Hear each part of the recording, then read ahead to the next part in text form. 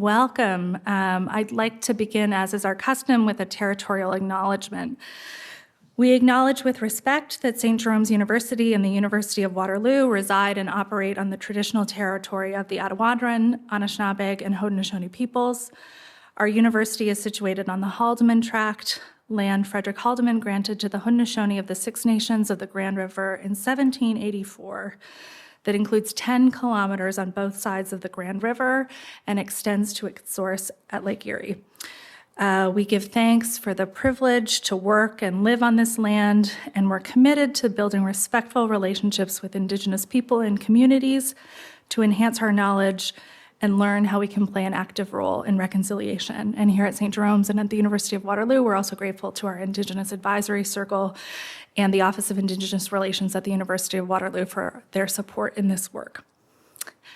I see many familiar faces who've come to the Lectures in Catholic Experience over the years, but for those of you who might be joining us for the first time this evening, let me tell you quickly a little bit about this lecture series, and then I'll introduce our speaker for this evening. So since 1982, St. Jerome's University has offered Lectures in Catholic Experience to our local community. We provide opportunities to engage with critical issues of our time. We've invited scholars, activists, experts, and religious leaders to address subjects in areas of religion and politics, spirituality, healthcare, international relations and human rights, ecological responsibility, religious pluralism, ecumenism, interfaith dialogue, religion in the media, and many other topics. We're delighted to welcome Dr. Amir Hussain this evening. Dr. Hussain's work and the topic of his lecture this evening, A Muslim Theologian Teaching at a Catholic University, aligns very well with our theme this year, Solidarity in a Time of Solitudes.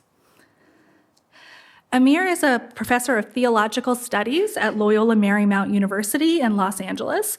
He teaches many courses there, including courses on world religions.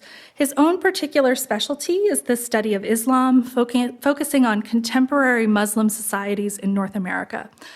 All of his academic degrees are from an institution here in Canada, the University of Toronto. And he's received a number of awards from U of T, including the university's highest award for alumni service. From 2011 to 2015, he was the editor of the Journal of the American Academy of Religion, which is a top journal for the subfield of religious studies. It's the premier scholarly journal for the study of religion in general. One of the fun facts that I learned while researching this bio is that he has the distinction of being the only man to serve as the Dean of Women at University College at the University of Toronto. But that's not the only fun fact. His bio, for academics at least, is unusual in that he's also had professional reasons for interacting with Morgan Freeman and William Shatner. He's the author of numerous textbooks on world religions, many published by Oxford University Press, has over 60 book chapters and scholarly articles, and importantly has a new book coming out in April with Fortress Press, One God and Two Religions, Christians and Muslims as Neighbors. I'll stop there because the nature of his talk will allow you to tell you a little bit about himself in his own words. So please join me in welcoming our speaker this evening.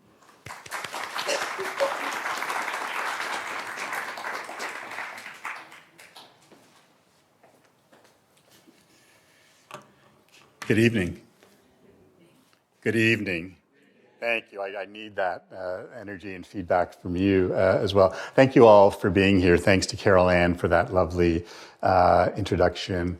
Thanks to Jimmy Phillip for helping with the arrangements, and to Peter Meehan, the president here, for inviting me to this talk. It's a privilege to be back here. I was thinking about this, that when I was a grad student, I taught at Wilfrid Laurier, I think in 1994, and I can't remember if it was 1995 or 1996, where I taught courses at Waterloo when Daniel Sahas was here, and I think he was on sabbatical, so I taught his Islam class and his Religions of the West class, so it's a delight to be back here. I understand there are competing priorities in my world in America. It's the Notre Dame football game. Here, I believe the Leafs are playing, and so thank you for not watching the Leafs or the Notre Dame football here, or at least watching it discreetly on your cellular devices.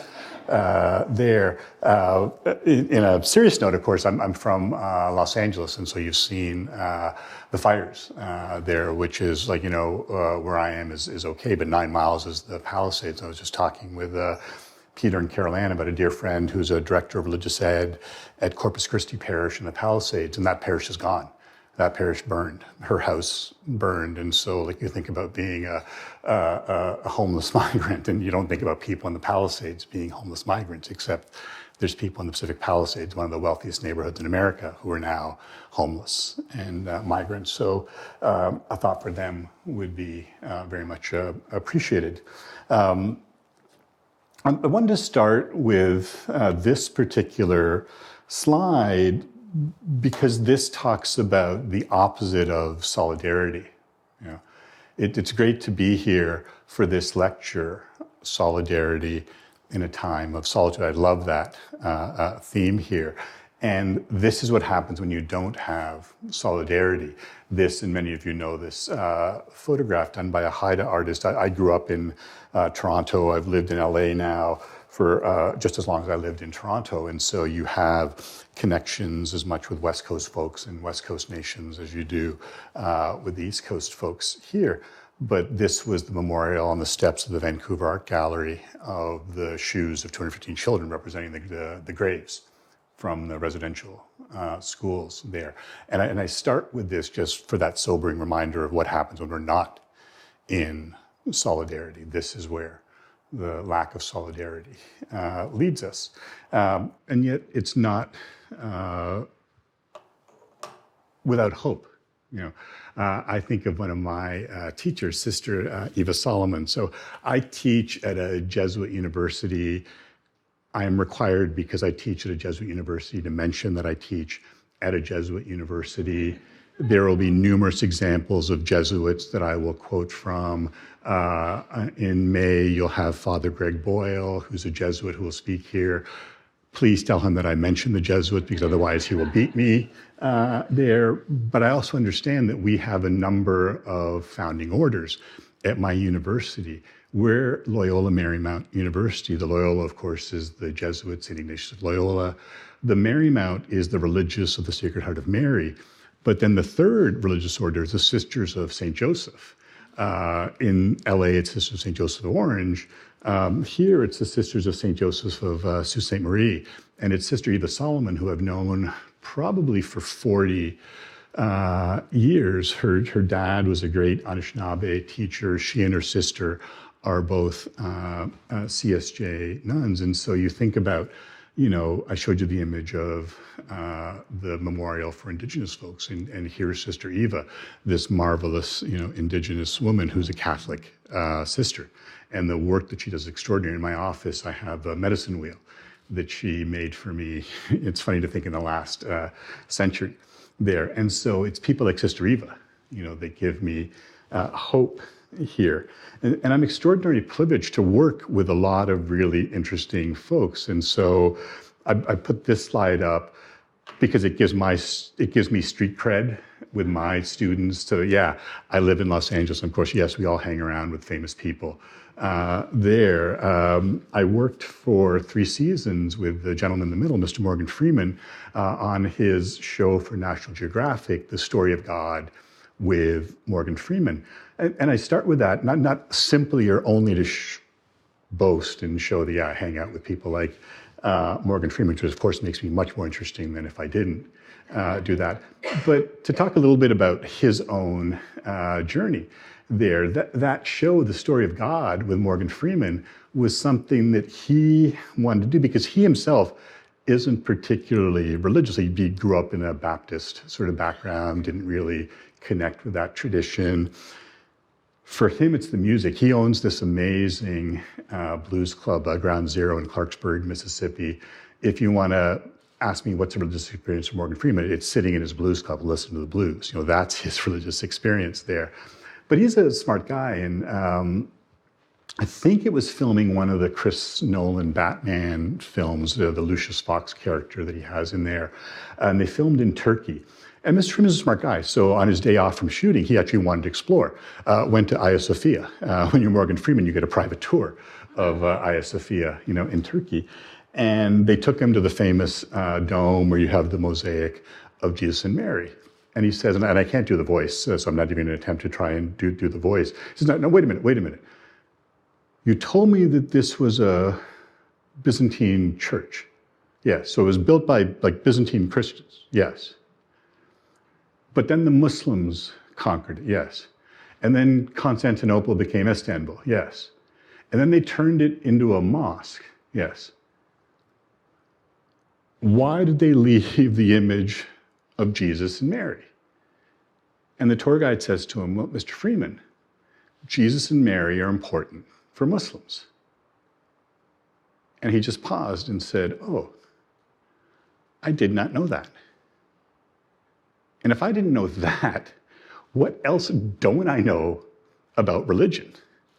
So in a funny way, this was sort of his selfish pursuit to learn about religion. It was an extraordinary privilege to work with him and introduce him. The other man in the photo there, Muhammad Zachary, is this extraordinary calligrapher, really the best North American Islamic calligrapher. And so this was an episode on beauty, and we were able to go to Muhammad's house, which is also a studio, and show some examples of the calligraphy, which is just first rate. And then we were really privileged to have Mr. Freeman come to LMU, and so this is me sort of greeting him in the parking lot. The blonde woman with the ponytail is his partner in entertainment, Laurie McCreary. Laurie is this extraordinary woman. Together, the two of them created, I want to say 30 years ago, Revelations, the book of Revelations, singular Revelations in the plural, is their production company. Done a number of amazing kinds of productions there. But Mr. Freeman spoke to our students, and he said something that I thought was really interesting. He said, look, if I learned everything I knew about American history through American film and television, I wouldn't think Black people had any significant contributions to American culture. I know that's not the case. I know that Black people have contributed in great deals to American culture. So I vowed that if I ever got to be successful, I would start doing things to emphasize this. And I thought that was absolutely brilliant. When my last book came out in 2016, I was fortunate to be on a television show about the book, and the other guest, again dropping names, was Octavia Spencer, the marvelous actor. And that was when her film Hidden Figures had come out, about Black women that had done the math to help get John Glenn into space. And Octavia told that story, that when she got the script for Hidden Figures, she thought, oh, this is great, but it's fiction. Then she realized, oh no, this is not fiction. This is true. It was Black women that did the math to help get John Glenn into space. And as she said, yeah, I'm a Black woman. If I don't know this story, why would I expect other people to know this story? And so telling these stories, telling our stories, I think is really important. So that's why I think this story, my story, is important. And not because I'm particularly important, but I think the story has a couple of things to tell us about solidarity. And it's important to recognize, you're talking about American artists. I think in music. Those that know me know that I think in music. And when Lenny Cohen died, a lot of people talked about, including one of my best friends, about, our greatest songwriter. And I said, yeah, no, our greatest songwriter is still alive and well. It's Joni Mitchell. It's been interesting the last couple of years to see the sort of revival that Joni has had with sort of Belinda Carlisle and doing some of the work. This is probably my favorite picture of Joni from the Blue period, taken by her then partner, Graham Nash. I love this image. And that line is extraordinary. I'm teaching starting on Tuesday, writing intensive class. We have these freshman classes that are Introduction to University, Introduction to Writing. And so I'm teaching one of those. And, Carol Ann very kindly talked about the things I've written. All the stuff I've written, I can't write these lines. These lines from A Case of You, that's genius. I could only aspire to this kind of writing. And I think it's important to keep track of that, to celebrate the artists, particularly the female artists. And I have no doubt that part of the reason we don't put Joni in the same pantheon, of great Canadian songwriters, unfortunately, partly is because she's a she. We think of Lenny Cohen, we think of The Weeknd, we think of my boy Aubrey Graham. No one's talking about Joni. We should be talking about Joni here. My own academic work ranges. So the book about Islam in America, Muslims making America, the textbook on world religions. Carol Ann very kindly mentioned the new book that comes out in a couple of months, Makes a Marvelous Easter Present, from Fortress, One God, and Two Religions. So I am an academic, but I didn't start that way. Born in Pakistan, came to Canada with my family when I was 5 years old, grew up in Parkdale. So it's funny to think that this picture is like 55 years old, my mom, my little sister, me. Yes, in good Muslim fashion, I am holding a gun. Yes, my uncle did give that to me, I'm told it's a toy gun. I'm hoping that it was a toy. No, it's a toy gun. Little boys play with toy guns. But it's this funny sort of moment of looking back and thinking like, was that me? Was that Toronto, back then in 1970? And you think about the changes. I was talking with Peter about this, that, in 1970, Toronto was not a white city, it was a British city. It was like 85% British. So to be the Catholic, was to be the exotic other. Forget about being the South Asian Muslim. I'll come back to that, those stories of solidarity, particularly between Catholics and Muslims. But I grew up working class, first generation. My mom worked in a factory. My dad worked for a mechanic in Toronto till he got a much better job working at the Ford plant in Oakville. Retired after 30 years of building F-Series pickups there.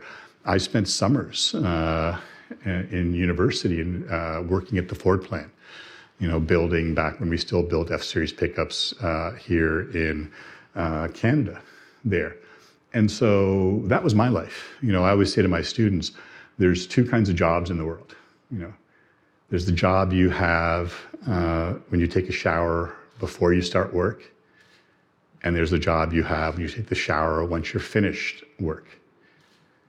You didn't take a shower and put on a nice shirt to go to the Ford plant, You took the shower when you finished your 10-hour shift and got home at the plant. And so if you'd asked me in high school, what do you want to be when you grow up?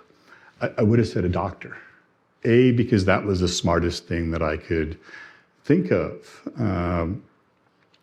Two, because as a child of immigrants, that was one of three possible professions. You could be a doctor, you could be a lawyer, you could be an engineer, and there was no fourth option there. And to this day, my mother's still like, Beta, son, you're so smart, you could be a doctor. I am a doctor. I have a PhD. No, Beta, a real doctor. The kind that helps people, like my friend Dave Zaley, and shout him out, Dr. David Zaley, his wife Sandra, their daughter Kara. Dave and I have been friends for 40 years since undergrad days, and it's a weird moment of having known someone when you're 60 for 40 years of your life there. But yeah, she wants me to be a doctor like Dave, not a PhD here. But then I went to school, smart kid.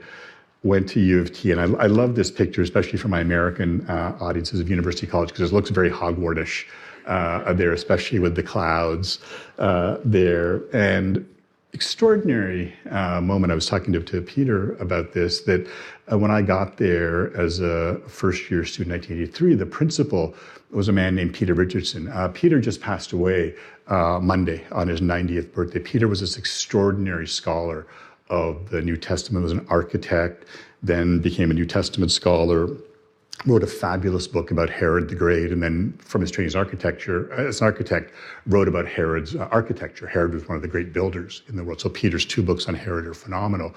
And so it was this odd moment of, he was 90 years old, and you can't ask for a better death than to go peacefully at 90, but it's still a loss there.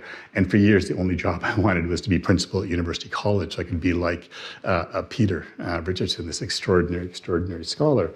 But went to U of T, and within the first, I want to say it's certainly within the first month, there was this sense of, wait, this is a thing, being an academic. There's this thing called an intellectual.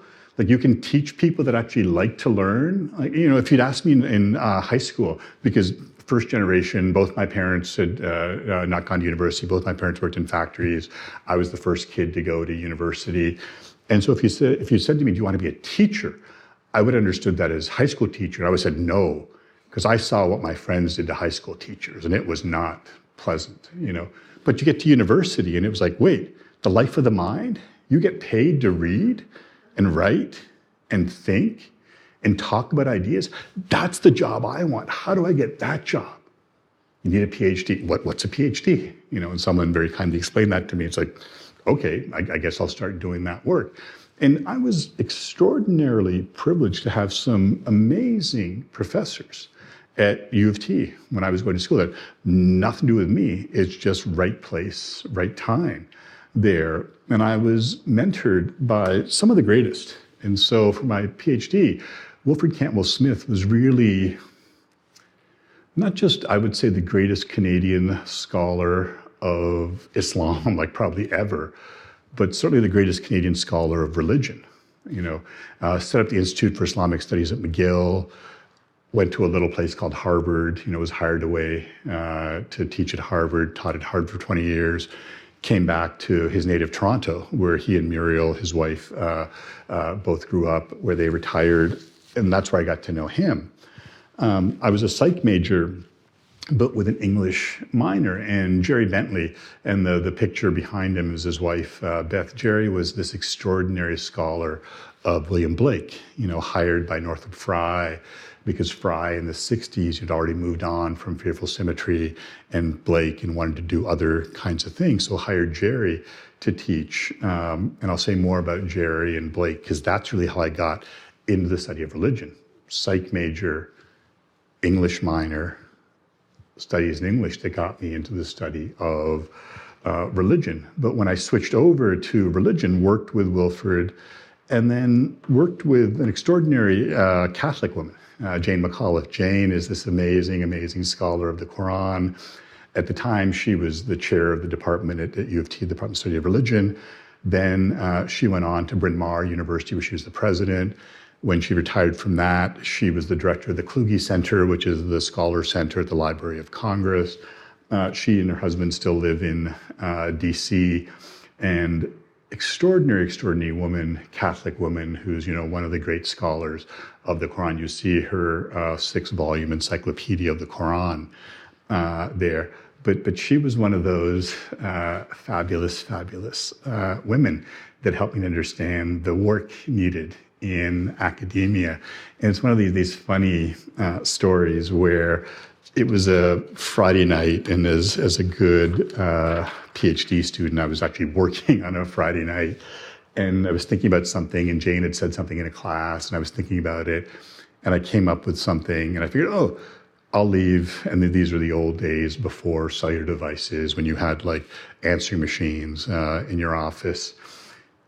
And so I remind you, it's a Friday night about 8 o'clock. And I figure, I'll leave a note for Jane in her office. When she comes in, she'll pick it up on the answer machine, and we can talk about this. And so I call her office, and she picks up the phone. And I'm so startled that she picks up her phone in the office at 8 o'clock on a Friday night that I say, I didn't expect you to pick up the phone. She says, without missing a beat, I have a husband and 3 kids. How do you think I get any work done? What do you want? I love that, because it was that sense of, oh yeah, there's some work you need to do here if you're a mother with 3 kids and still top-notch academic. And that always stayed with me in terms of the work ethic and the work. And so, the shout out there to Jane. I talked about Jerry Bentley and William Blake, and this is what got me into the study of theology. Blake made 2 images of this, the great red dragon, the woman clothed with the sun. This is the one at the Brooklyn Museum, and this was the old days, again, the 1980s, of slides. Like Jerry put this up on a slide on the projector in the University College classroom and talked about, this is Blake's great red dragon, woman clothed with the sun. It's a quote from the book of Revelation. I, being the good student that I was, always understood. If you don't know what's going on, ask. Put your hand up, ask a question.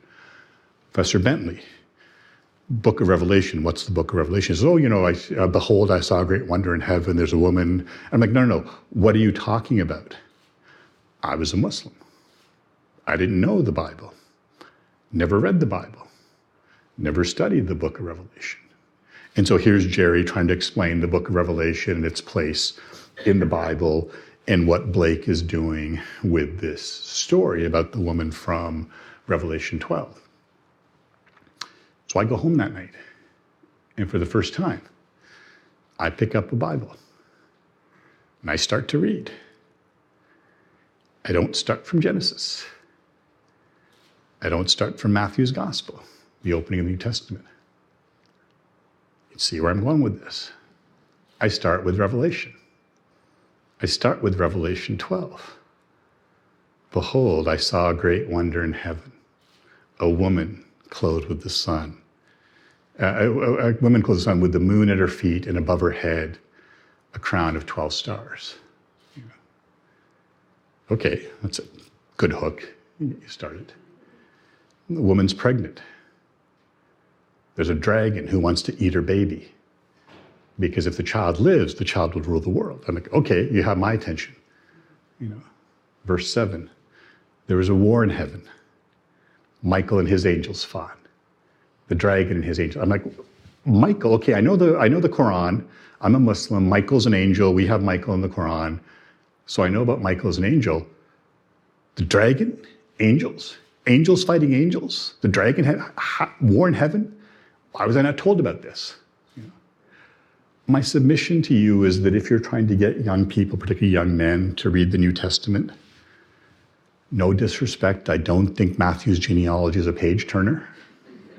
I think Revelation is a great place to start there, because that's how I got hooked. That's how I got interested in this story. What does this story mean? How is this story there? And then for me, taking a course in the Bible, because I didn't know the Bible. And then thinking, but I'm a Muslim. Maybe I should learn about my own religion. Understand something about the Quran, understand something about Islam.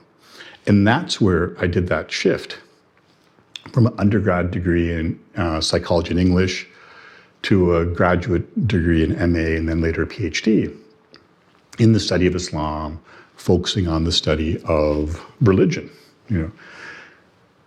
Finished my PhD and got a job, first teaching in the California State University system.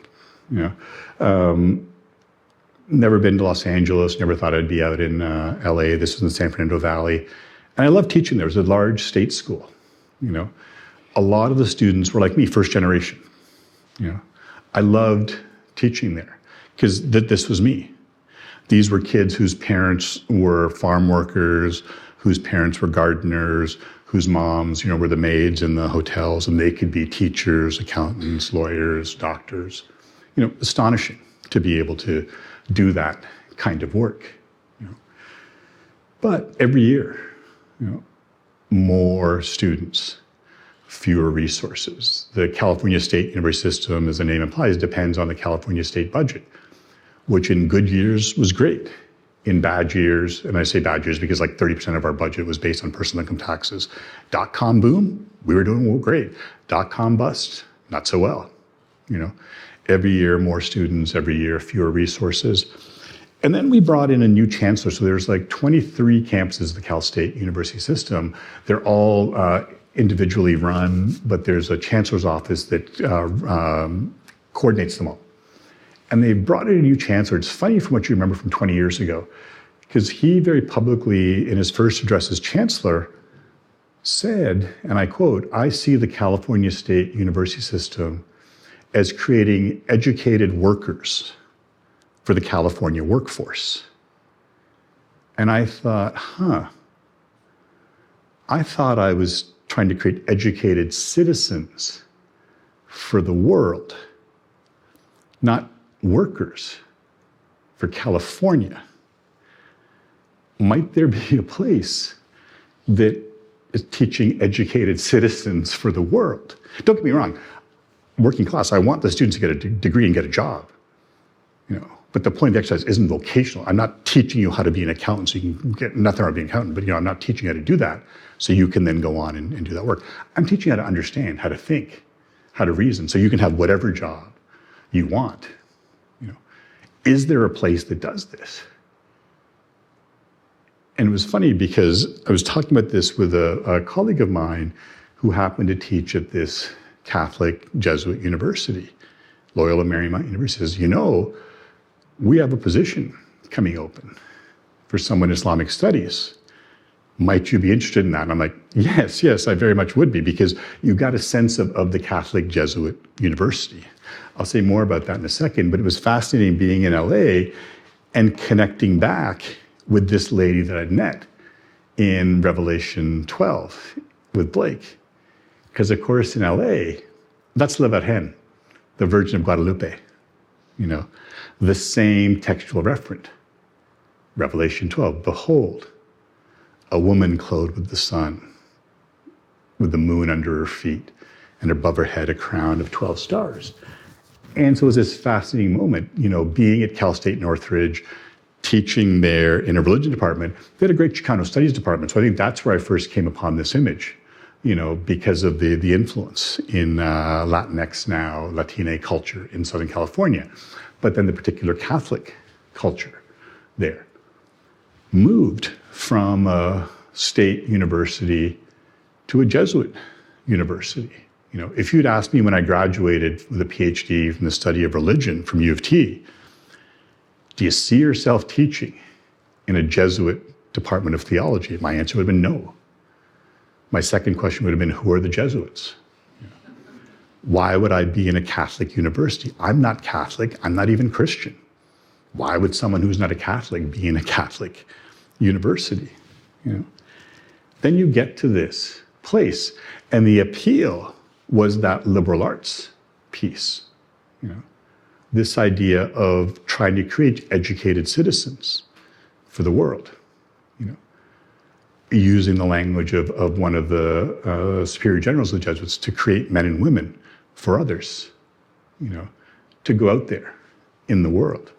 And it was fabulous. One of the first friends that I made, unfortunately, David passed away in 2019, marvelous scholar of Our Lady of Guadalupe. And so I have actually this little bas-relief. It was first sculpture that never got made, but I was able to get the bas-relief. And it's an image, if you know that story, of the Virgin appearing in what is now Mexico City to a Juan Diego, an indigenous person. One of these miraculous appearances of the Virgin, in this case, the Virgin of Guadalupe. And David was this, great LA guy, Latinx. He turned me on to Los Lobos. He was friends with Louis Perez. Louis Perez and David Hidalgo, two of the founding members of Los Lobos. And if you listen to the music there, it's deeply, deeply religious. And so one of my favorite songs that David and Louis, as a duet did, not as Los Lobos, was this song, Rio de Tenampa. But they do the song in Spanish, except the English chorus is this. Remember the story about a lady on a hill gave roses to an Indian boy. That's the story of the Virgin appearing to Juan Diego. It's such a part of the culture in Los Angeles. I love that. As a Muslim for whom Mary is important, I'll talk about this. This really interesting connection. There's all sorts of Marian devotions. Where I am in LA, it's much more the Virgin of Guadalupe. And you see this. And you see this in really, really interesting places. And so mandatory Canadian content, again. One of my favorite Lenny Cohen songs, if you remember, from the famous Blue Raincoat album, where Jennifer Warnes reinterpreted, and Jenny was one of Lenny's, backup singers for a while, in addition to doing other things. But she co-wrote this song. And it's sort of fascinating to think, okay, Jennifer Warnes, Catholic woman, Leonard Cohen, all things still very much Jewish. Someone very famously asked about his conversion to Buddhism because he'd spent years as a monk in the Zen monastery in Mount Baldy. And he said, I never converted. I had a perfectly good religion to begin with. But here you've got this Jewish guy and this Catholic woman writing this song about another Marian apparition. This time, not Our Lady of Guadalupe, but Our Lady appearing to Bernadette at Lourdes. And it's those kinds of things, I think. Remember I said that I think in music, I can't talk about the power that this has intellectually, academic, but I can sing it. I can hear it, or hear is the wrong word, I can feel it when it's sung. What's the joy that comes with this, Well, let me play you the song by Los Lobos. Let me play you the song by Jennifer Warnes, and maybe that will help you to understand here, That's what was so great, to come to a Catholic Jesuit university. If you know the Catholic Church, you know this doctrine. The official title, as Vatican documents are in Latin, Nostra Aetate, in our time. Talking about the relation of the Church, the Catholic Church, to non-Christian religions. And it's groundbreaking. It's not very old, but it's older than I am. So for my students, I am very old. I'm older than their parents. But you point out to them, yeah, this has been the teaching of the Church longer than I've been alive. And you can read it. The Church regards with esteem also the Muslims. Though they do not acknowledge Jesus as God, they revere him as a prophet. They also honor Mary, his Virgin Mother. At times they even call on her with devotion. In addition, they await the day of judgment when God will render their deserts to all those who have been raised up from the dead.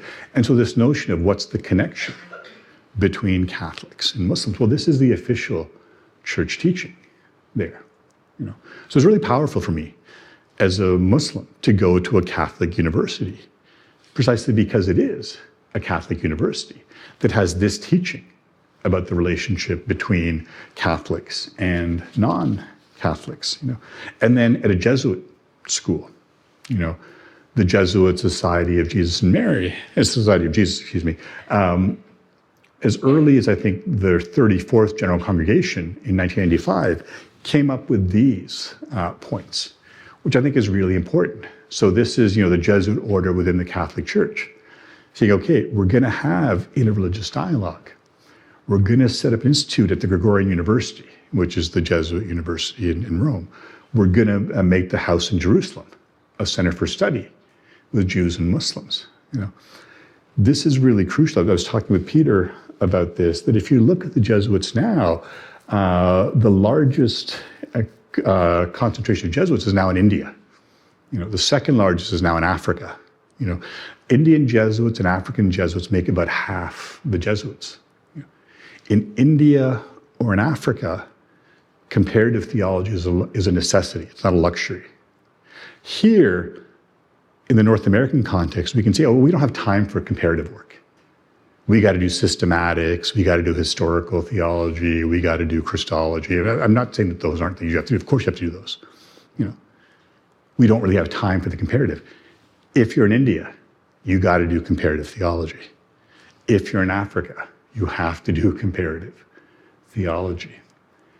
Every African Jesuit that I know, in their family, has connections to people who are either Muslim or traditional African religions. That's the reality of Africa there, And so it's great to be in this Jesuit school where they do this kind of extraordinary work. And so this is the part where I have to talk about, and I don't have to, I want to, about different Jesuits here. The two Jesuits that have probably done the most work with Muslims, Father Tom Michel there on the left, Father Pat Ryan on the right. Tom did his PhD at Harvard. Pat did his PhD, Tom did his PhD at Chicago. Pat did his PhD at Harvard. Both of them have spent probably half their lives living and working with Muslims. Tom in Indonesia and Turkey, Pat in various places in Africa. And so you have this extraordinary commitment. And for the Jesuits, it's pretty serious. You really want to do this? Okay, get a Chicago PhD, get a Harvard PhD, go live with people, go work with people. And that's been really fascinating to be at a place where you have this amazing group of people who are committed to study, to serious study, but also to engagement with the world. And I've been teaching there for 15 years, 14 years or so, when I was asked to become the chair of the department. And that was this fascinating kind of moment, because in 2009, now the university was founded in 1911. When it was founded, of course, it was all Jesuits who taught, and then you had lay Catholics that taught. And then you had my colleague Marianne Majewski, who retired the year that I came, who was the first woman to teach in the department. Then you had Chris Chappell, who was the first non-Catholic to be tenured in the department. He was a Protestant.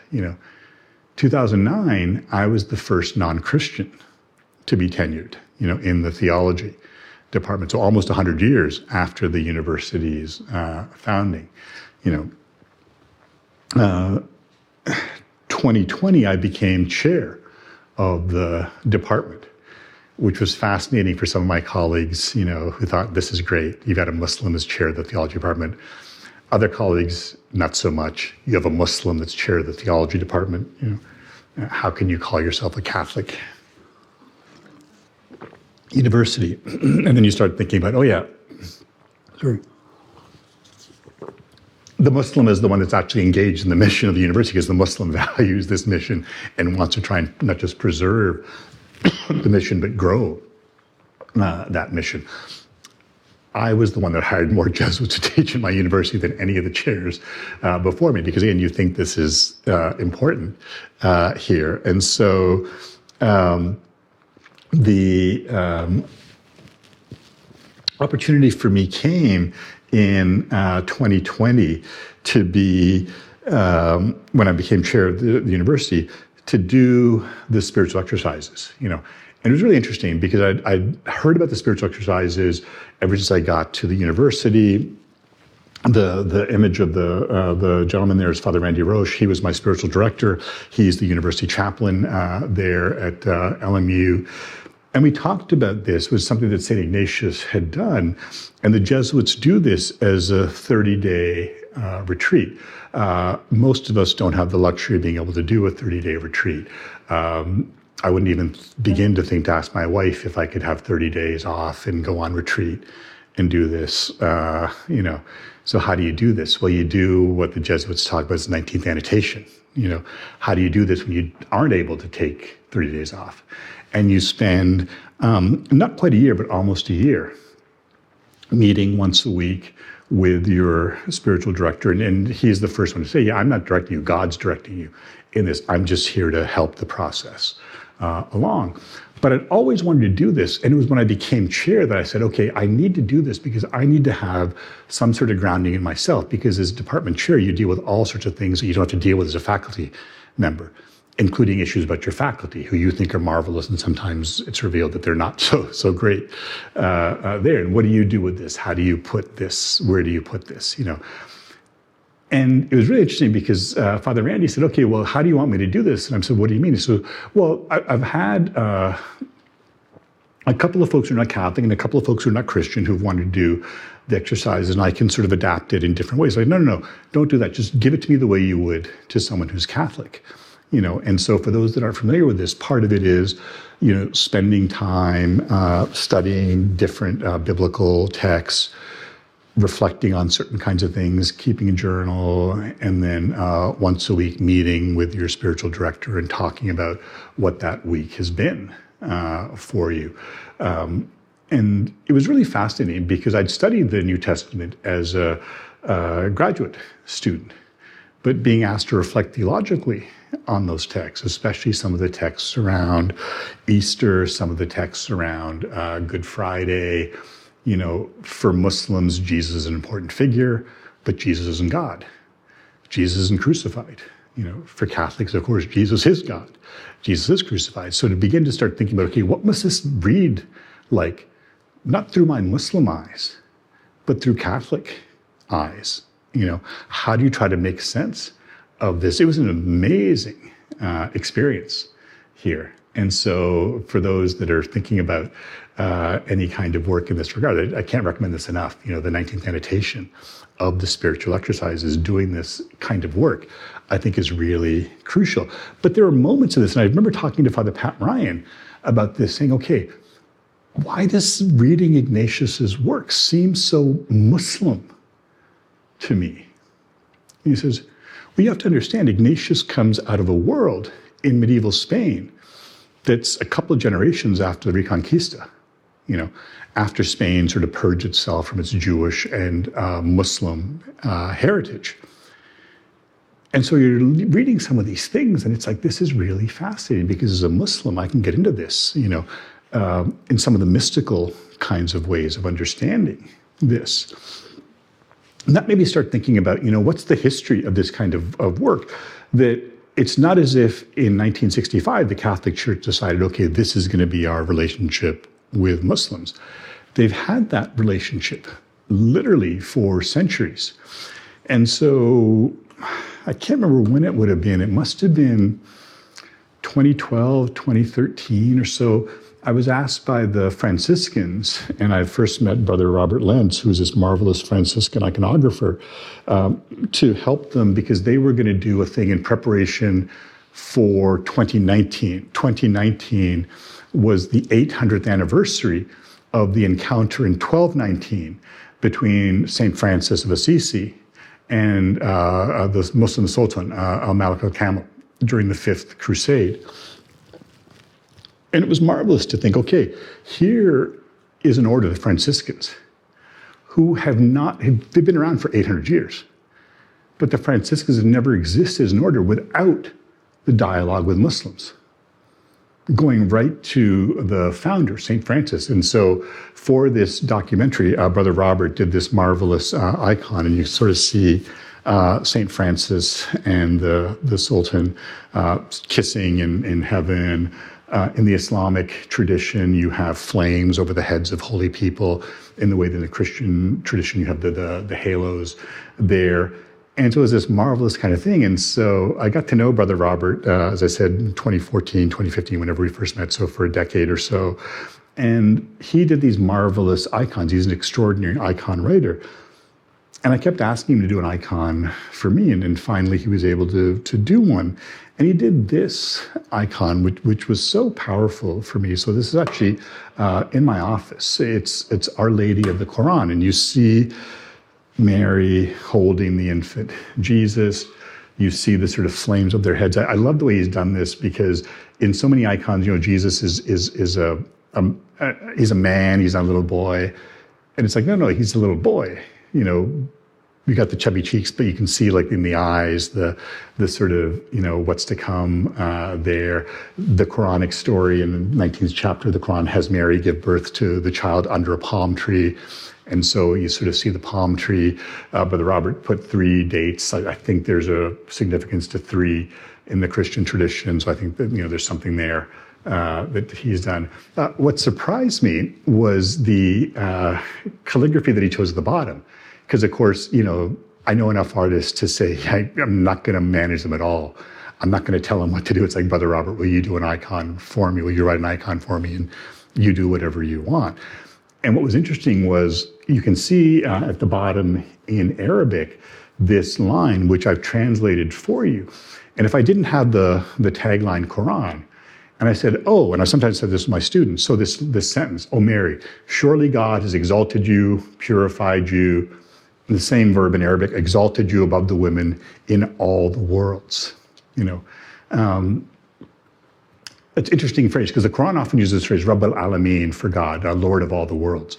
The line here is Nisa al-Alameen. It's a parallel, the women of all the world, not just the women in this world, but the women in all the world. And I said to my students, if I said, okay, where would you find this sentence? Luke's gospel. No, it comes from the Quran. This really interesting thing about the connections here, the sort of personal connections. And it's not just the Quranic story of Mary, it's other things. And so, for me, having read the Gospels, having understood the Gospels, this is just a personal favorite. What are my favorite lines from the Gospels? It's these lines from Matthew 25 that many of you know, was sometimes called the parable of the great banquet, where Jesus is asked about that great banquet, who sits using the gender language, the right hand of the Father, And those of you who are Christians, those of you who know the Bible, know these words, I was hungry and you gave me food. I was thirsty, you gave me drink. I was a stranger, you took me in. That's so powerful for me because it speaks about relationality. We've talked about solidarity in a time of solitude. We can talk about solidarity. We can talk about relationality. I think that's so important. We're related to each other. What does Jesus say? Do this to the least among you. If you do this to the least among you, it's like doing it to me. That's really important. That's true in the business world. I had this great dinner a couple of weeks ago with a friend of mine who's a big business guy, did a Columbia MBA, works for a major hedge fund. And we were talking about this. He says, yeah, people ask me all the time, you're this big business guy, how'd you get here? He says, well, from an intern to management, that's skill and expertise. That's what gets you promoted to the management level. From management to executive, it's relationality. It's relationships. It's understanding the relationships between and among people. I think that's really key. You get this here, That for me has always been important. Relationships, connections. It's been too long since I threw up an image of me with another Academy Award winner, this time a two-time Academy Award winner, Mahershala Ali. We did this after he won his first Academy Award, happened to be during Ramadan at LA City Hall. So it was this marvelous sort of opportunity there. But the kind of work that he's been able to do, goes back to my teacher, and I'll finish up in a couple of minutes with a couple more slides here. I mentioned my teacher, Wilfred Cantwell Smith, and this is, one of his great books, Towards World Theology. And I love, and I'm going to do what you shouldn't do, which is read the text that's on the slide, because I think it's so powerful. Our solidarity, Wilfred wrote, precedes our particularity and is part of our self-transcendence.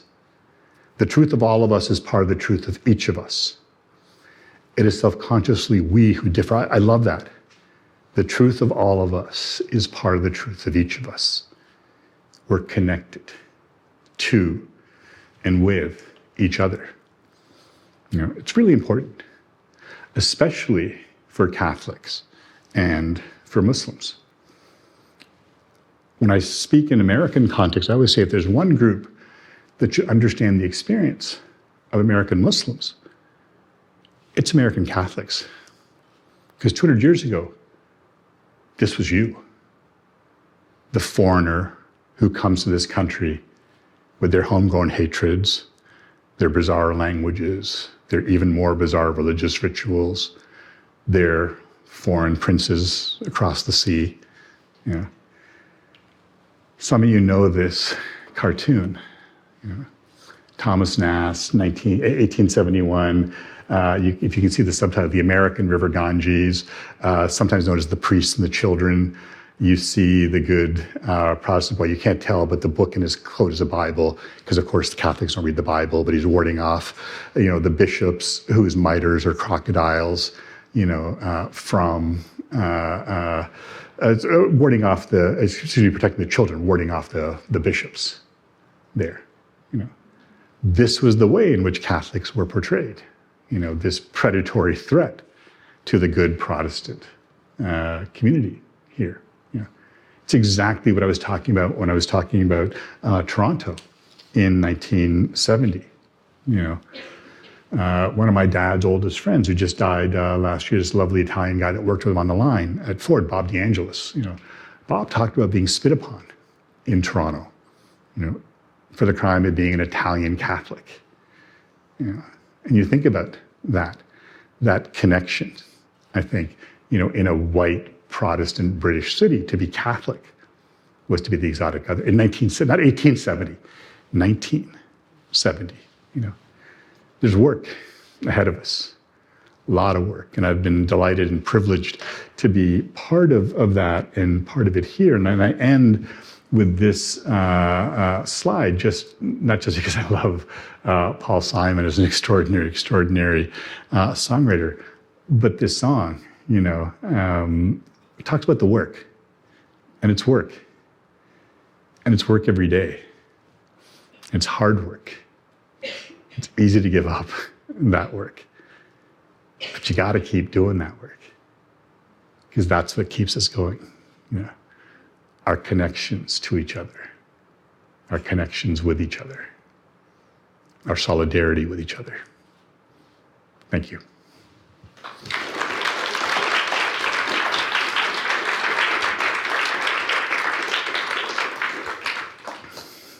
Thank you, Amir. We have some time for questions. We have, as usual, 3 different microphones set up. So if you have any questions, please, we'll start over here.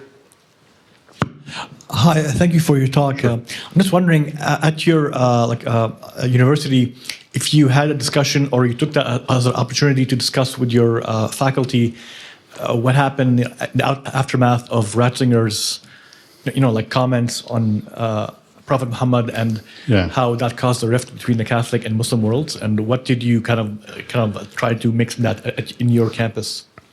Yeah, and so it's a great question, and so. I think the first time I met Tom Michel, whose image I put up there, was at a conference at Georgetown University. So after Pope Benedict, had issued his statement, folks in the Muslim world put out a statement called a common word between you and us. And that was a great kind of statement and response. And I love that, this idea of, let me start that again. And so there was a number of different conferences around the world, including at Georgetown University in 2009. And that's where I first met Tom in person. I'd known Tom for years, the Jesuit that I said, who'd done his PhD at Chicago. So I think that document, the Common Word document, was a great response to that, to say, and if you're interested, if you're interested in that story, it's one word, a common word, alloneword.com, articulated by a number of different folks. And then what was fascinating in the last couple of years was seeing the connections between Pope Francis and Ahmed Tayyib, who's now the Sheikh Al-Azhar. And so Al-Azhar University in Cairo is one of the really important seats of learning in the Sunni world. And the person who's in charge of that, the Sheikh Al-Azhar, Ahmed Tayyib, has done some really interesting work with Pope Francis. And so it was really interesting to think, okay, back to your question, what better response to this than literally, I do not mean to say this in any kind of offensive manner, so please don't take offense to it. When you're Pope, you often don't have to co-write with anyone. Popes don't need to co-write. When the Pope chooses to write something with someone else, that's a pretty interesting sign. And so doing this document with Ahmed Tayyib, I think, is really fascinating. And then mentioning him in Fratelli Tutti and talking about the sort of work there, I think, is really important. That's where I think, you have to do these kinds of things, especially given what I said about the connection of Catholics in other parts of the world. So I know the Jesuit community the best because I happen to work at a Jesuit school.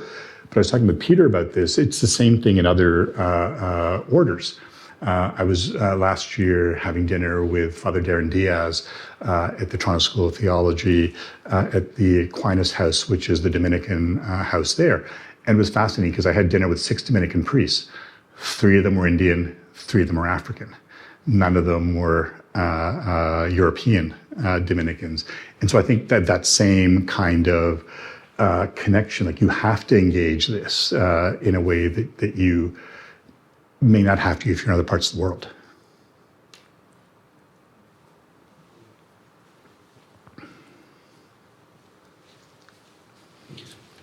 Hi, I'm going to step out of my comfort zone here a little bit. My name's Clayton. I'm the Director of Student Affairs here at St. Jerome's. Thank you very much this evening. I was sharing with some of my colleagues around this week. I was watching a documentary on the papacy, believe it or not, this week. Strangely enough, talking about celebrities, it was narrated by Liam Neeson, which made this documentary just that much better.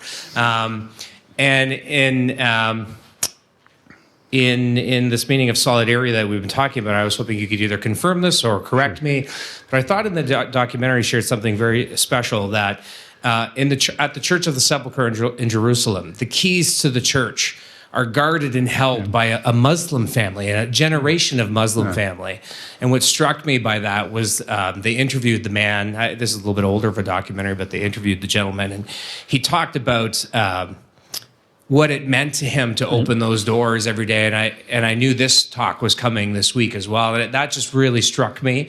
And by your nodding, I'm assuming you know, so I thought maybe you could touch upon that and maybe the meaning of that. No, it's a marvelous story there. And you look at, like Catholics and Muslims, Christians and Muslims, of course, been in conflict, for generations. And you look at the Crusades as an example of that, And so you have Muslims coming in to what the Christian Holy Lands.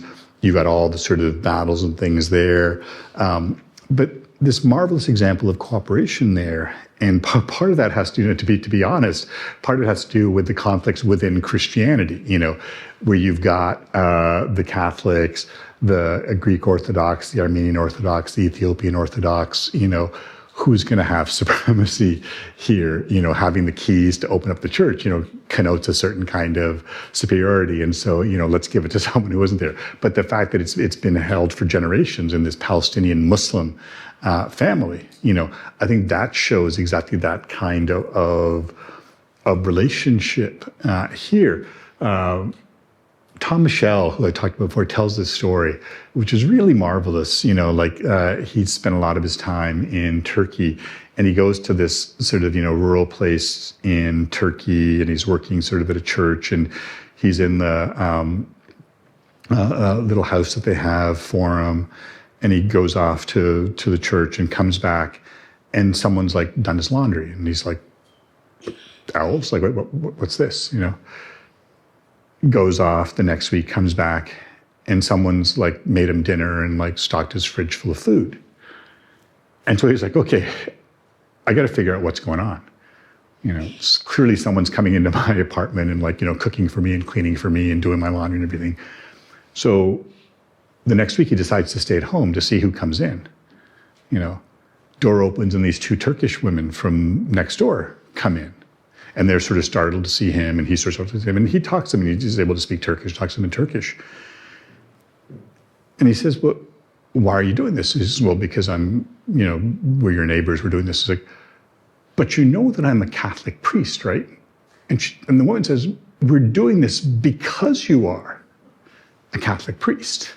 One of my favorite lines in the Quran, talks about nearest, it's in chapter 5, Surah Al-Ma'idah of the Quran, nearest among the believers, nearest to you in love among the believers, you find those who say we're Christians, because among them are men, and the term in Arabic literally means, how do you say it, monastic, those who renounce the world. And so this idea of a monk, that's something that the Quran says is set apart.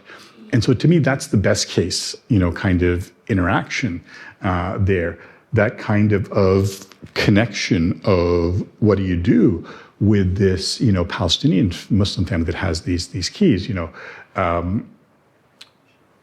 First time I was at Tantur, which is the Ecumenical Institute in Jerusalem, that is run, actually owned by the Catholic Church and run by Notre Dame.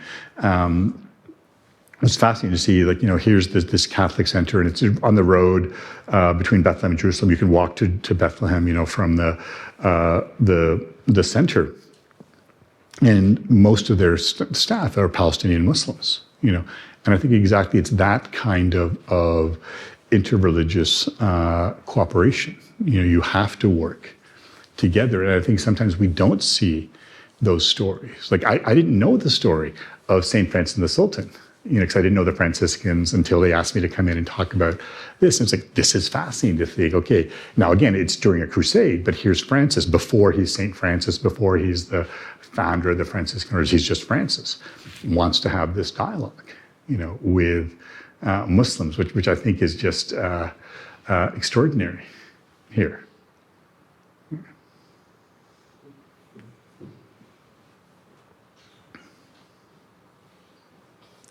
So you said you're a traditionalist, and you talked about Wilfred Smith. So can you talk more about that relationship and that identity you said about yourself? Yeah. So let me say two things. One about Wilfred. So Wilfred was this extraordinary scholar of Islam. Grew up in Toronto.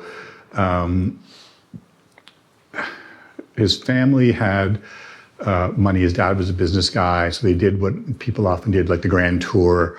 If you had some money, you went to the Middle East and this kind of thing. So when he was a high school student, went to Upper Canada College, high school student, went to the Middle East for the first time, fell in love with the place. Because I remember Toronto in the 1970s. I can't imagine Toronto in the 1930s, Toronto, and I say this with no disrespect, I'm a Toronto kid. Toronto was a provincial city in 1970. I can only imagine what it was like in 1930. So seeing Egypt, after seeing this, it's oh, this is really interesting. Goes to U of T, does a degree in what was then called Oriental languages, which is Arabic, Hebrew. And then he wants to learn about Islam. And in 1940, there's maybe 5,000 Muslims in all of Canada, So he does something radical, He goes to India because before partition of India and Pakistan in 1947, India was the country with the most Muslims. Now it's Indonesia is the country that has the most Muslims. For Wilfred, it was a no-brainer. I want to learn about Islam and Muslims. Let me go find some Muslims. Let me live with them. Let me see who they are, So he goes to Lahore, the city that I was born in, stays there for 6 years, 1940 to 46. Really interesting kinds of moments here, because you think about, I was born in Lahore and I lived there for 4 years. Wilfred lived there for 6 years. His Urdu is better than mine.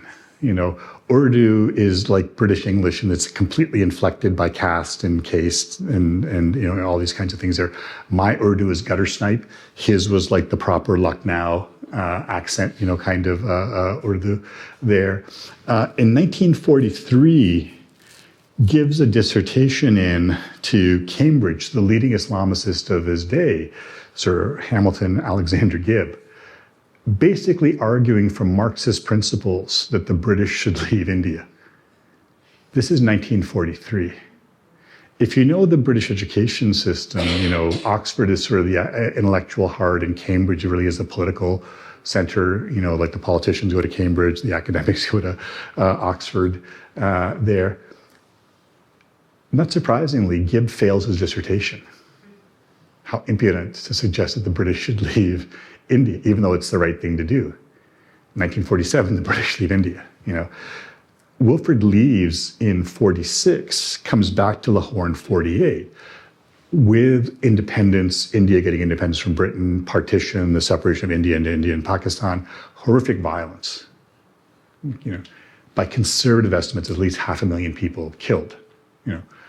Wilfred goes back to Lahore, not quite still seeing the flames, but seeing the remnants of the flames, seeing what had happened when people don't get along religiously. I think that's what motivated him.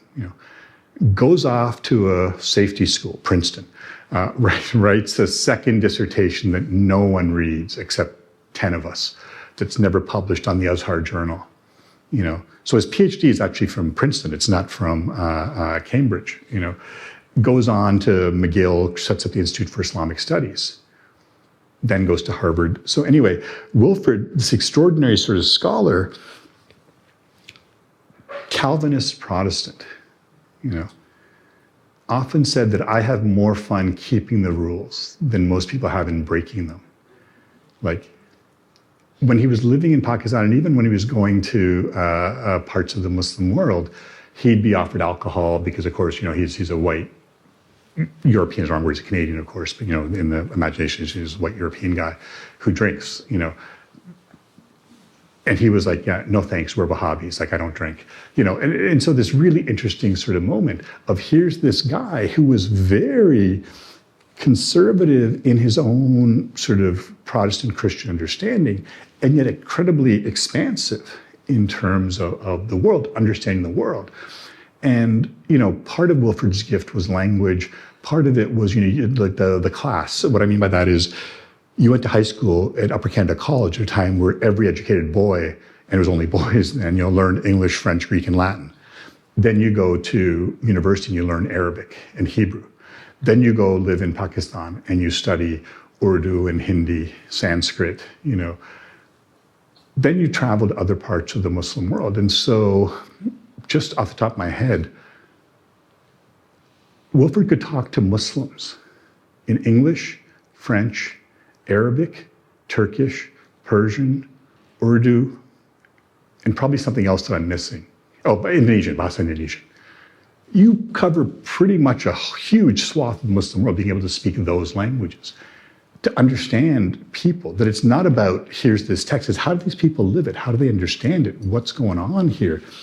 So I think that was crucial. And so for me, when I say traditionalist, that's part of what I mean, in that sense of, I don't think I'm doing anything new. I don't think I'm doing anything groundbreaking. I tell my students all the time how sorry I feel for them, because I had such extraordinary teachers and they got me, but what they get is what I got from those teachers, passing that on. So I think in that sense of passing on the tradition, not innovating, not adding new things, but sometimes discovering these sorts of things that, oh, we didn't know this. And then those are the stories I started with. The Octavia Spencer, Octavia Spencer story about, not knowing that Hidden Figures was actually a true story. Black women did the math, but we don't tell that story. How do we tell those stories? So I think that's really the crucial kind of thing. And then what Wilfrid did was extraordinary, because when he created the Institute for Islamic Studies at McGill, it was like, let's invite some Muslim scholars. It's not just us, non-Muslim, European, Canadians studying Islam. What about bringing Muslims in to ask them, is this what you think? Is this what your tradition says? How do you understand this? Doing that. And he did this extraordinary thing where, everyone would sort of work in their own things. Wilfrid was very British in lots of ways. He didn't drink tea, he drank coffee. But at 4:00, it was coffee. And everyone was expected to come out of their office and have coffee. We think about that now as interdisciplinary, because all these people, he had like 11 people working in different areas, all of them would come and have coffee at 4:00. What are you working on? What are you doing? What's happening? Oh, have you read this? Have you taught about this? Have you done this kind of thing? And so, we often don't think about the 1950s as sort of cutting edge sort of work. And yet Wilfrid was doing sort of cutting edge work. I mean, just this thing about, and again, I'm looking at Carolyn's sociologist of religion, just, in the 40s to say, oh, I want to learn about Islam. Let me go find some Muslims. Let me live with some Muslims. He'd already gone to Egypt. Egypt was an easy one. But for him, it was like, okay, the most Muslims in the world are in India. Let's go to India. Doing that kind of work. And so having that understanding of the tradition, and we were talking about this earlier, lived religion, lived traditions. How is it that people actually live out there? Because it's different. One of the great things for me, and you can see the smile on my face, it's the same if you're in Toronto as if you're in Los Angeles. You teach an Introduction to Islam course, and a student will put up their hand, a Muslim student, and say, oh yeah, we do this because we're Muslim. And other students say, no, you do this because you're Saudi. We're Turkish and we don't do that. We do this, and that sense of exactly what the church calls enculturation, the difference between the way in which Italian Catholics do something versus Irish Catholics, Latino Catholics. That's the great thing about living in LA. Guatemalans and Salvadorans do things that Mexicans don't do. And it's exactly that kind of, we think about it as this kind of practice, and it may well be, but it also may be a cultural thing. And so I think there's that sense of understanding the culture. And I think Wilfrid's one of those people that people, if they read him, say, oh yeah, this was great in the 20th century, but this is the 21st century, And I'm like, yeah, no, that guy was doing extraordinary work. And sorry, I can go on forever talking about my teacher. So one more Wilfrid story and I'll stop. This is perhaps my favorite one, where he was teaching at Harvard probably for, I want to say 8 years or so. And would always say to his students, you come to Harvard, you come from all over the world, you come to get this benefit of this Harvard education, then go back to your countries of origin with what you've learned here. Take it back home, And after 8 years, he's like, I'm a Canadian.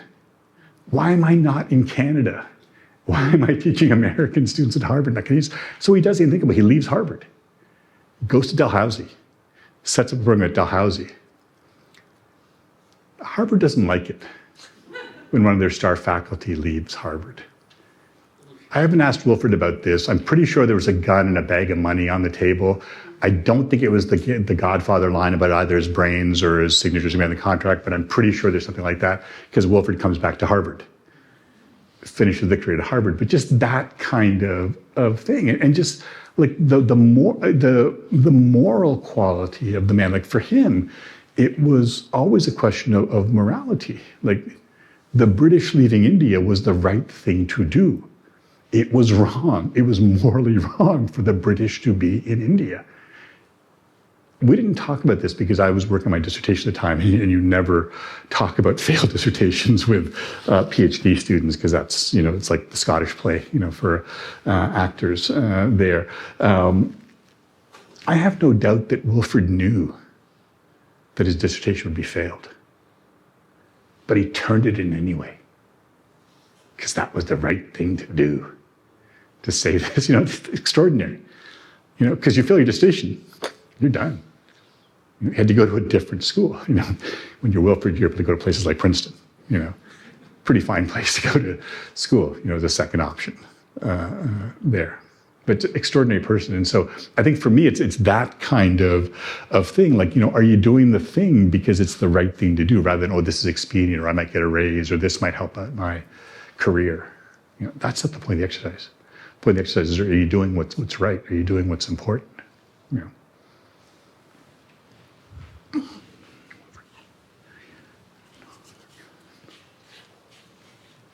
We have time for one more question. Could you say a little bit about your experience at your institution on what I would call sort of authoritative, doctrinal authority, biblical interpretive authority, and how it would compare to authority in Islam? I'd say more about the question. I'm not sure I fully understand the question. Well, I think my understanding of Roman Catholicism is that there's a way in which what we might call correct biblical interpretation is obtained or achieved, and how doctrine is arrived at. And I think it would not be very similar to how it is in Islam. As a matter of fact, I don't understand that there is any authority in Islam. And could you just talk about your experience about the relationship there? Yeah, no, and one of the things I loved about being at LMU was the chair when I was there was Jeff Syker, who was the New Testament scholar, who was a Presbyterian. And so it was this fascinating sort of moment of, you got this Catholic university, a number of Jesuits at that time were still teaching in our theology department, including John Coleman, speaking of sociology of religion, Tom Rausch, who's one of my mentors there. And absolutely, you have the magisterium, you have this kind of thing. And as a non-Catholic, there's a part of me that admires that, this sense of, no, here's the official teaching. it's not, and I'm being very, how do I say this, general here. It's not the typical Protestant thing of, yeah, anyone can think about how they understand the text as long as you've got, your reason in the text, you can do this. Yeah, what if you're completely out to lunch? What if your interpretation is completely wrong? And so I think that there is something to be said precisely for that. Here's the teaching, here's the church way of understanding the tradition, which is shaped by all sorts of scholars, including bringing in Jewish scholars to look at the text, that kind of thing there. By contrast, you're absolutely right. In the Islamic world, you don't have this. What you do have is the kind of lineages. So I mentioned Al-Azhar University in Egypt. That's one of the great sort of seats of Sunni learning. If you're Shia, the city of Qum in Iran is sort of the seminary city. It's kind of like, to be crude, it's kind of like a Rome for Shia Muslims. If you're an Indian Muslim, the Deobandi sort of seminaries or places there. And so Muslims, by and large, tend to come from these sort of interpretive communities in the plural, which I think is, and there's a strength to that because you bring in different kinds of ways of understanding. I think for me, the key has always been, how do you interpret this text as a whole? Because it's easy to pick and choose. It's easy to find this line that says this. You can find a line in the Quran that contradicts another line in the Quran. You can find a line in the Bible that says this and then the exact opposite of this. How do you read this as a whole? How do you make sense of it? And for a tradition that has that understanding of tradition, here is the Pope, here is the magisterium, here is the teaching of the church. I think that's really powerful there, and you've got all sorts of folks that may disagree with that, but it's very clear that this is in disagreement with the official position. What's fascinating is, how that position sometimes changes, sometimes evolves. But for Muslims, it's very much, how do you understand this text? Now, that said, going back to the question about traditionalists, there also is this strain of Islamic thought that says, yeah, you can't just do this willy-nilly. You can't just apply any kind of principle here. How do you understand this? How is this text understood? Was there an interpretive community in the Prophet's time that sort of made sense of this? But then, of course, that's always a challenge. Neither the Quran nor the Bible abolish slavery, and yet Christians and Muslims have abolished slavery. How do you do this? How do you understand this? How do you read this text? I think that's really the key, that when you're talking about the Bible or when you're talking about the Quran, it's an authoritative text for all time. It's not just in this context we read it this way, but in that context we read it that way. How do you make sense of this? So for me, it's fascinating. And I think I'm not at all a Bible scholar, although my training was as much in early Christianity as it was in Islam as a grad student. And I think my colleagues had a kick out of, what I think about this text. And so the book I've got coming out is with Fortress Press, and the editor wants to do, I don't know that he'll actually do it, but he wants to do this series of really short books, and Fortress is, of course, a Protestant press, this sort of series of short books about and not just pericopes, but sort of stories within the New Testament. And he said, okay, if you could do a little 75-page booklet on any story in the New Testament, what would you do? And I'm like, the Syrophoenician woman in Mark 7. And I love that story.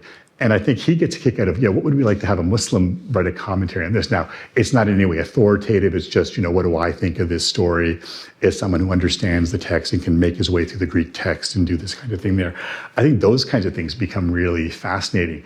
But it's always very clear when I have that conversation. And certainly, I'm not teaching scripture classes at the university. We've got, really good people doing that who will often talk about, you want the official Catholic position on this, here's what it is. Here's a different position. Here's how liberal Protestants approach, this text. And so I think that for me is a really good way to do it. Like, you want the official Catholic version? Here it is. Here's a very different take from a different tradition. Here's Catholics who are challenging that interpretive position. Here's what they're saying. Without equating them, without saying, these are equally valid or anything like that. It's just saying, here's this, here's this, here's this. How do we understand this text?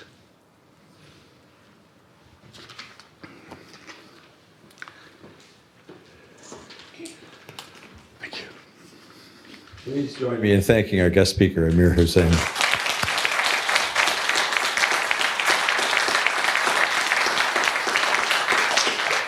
Just a few closing notes. Thanks to all of you for being here with us to help us live out our mission to be a place where thoughtful people think hopefully about the major issues facing the church and the world.